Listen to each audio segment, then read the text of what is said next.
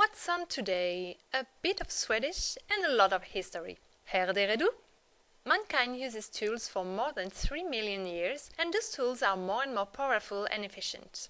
After a very long period focused on stones and wooden sticks, the metalwork starts 6,000 years ago. Pure metals and alloys enable to create many objects and to increase the technological and economic exchanges between peoples. If men quickly understand that metal can be melted, molded and hammered, they have more difficulties when it comes to put different parts together or to repair broken items. And then comes welding. But what is welding? It's the assembling of two metal pieces using heat and sometimes the addition of another material. Remember the tin solders you made in technology courses. This technique requires a significant amount of energy, given by a forge or a flame and then by a blowtorch in the late 18th century. But what is a blowtorch?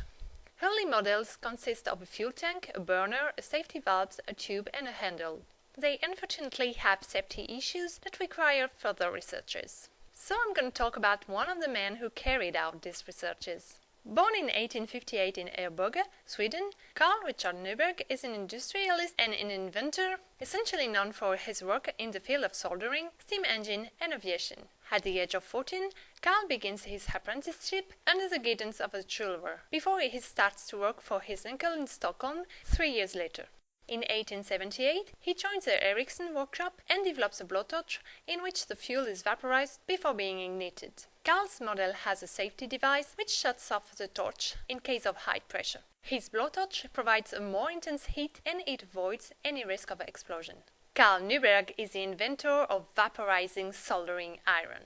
Newberg files a patent in 1881 and opens his own workshop in Stockholm in 1882 to produce its soldering iron. He tries to market his own invention without success, because he makes and sells its products on his own and runs out of time. Newberg makes a living by selling rings supposed to cure gout. Then he moves his workshop to Sundbyberg. In 1886, Carl meets Maxi Burt, a German businessman who takes interest in the soldering iron of the Swedish metalworker. The two men start a collaboration that leads to the spread of the tool created by Newberg throughout Europe.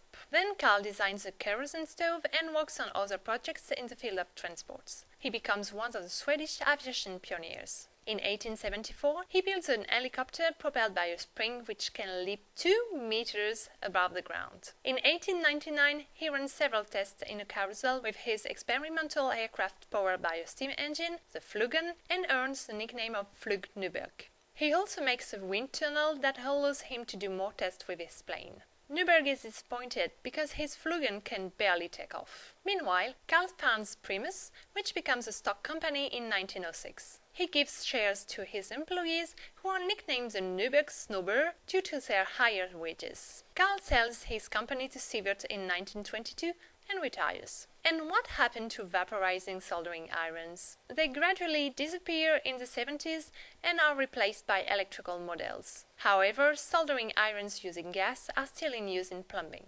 And to conclude, here is a little proverb about welding. May your friendship not be like a stone. If it breaks, you cannot put the pieces together. May it be like iron. When it breaks, you can weld the pieces back together. How beautiful!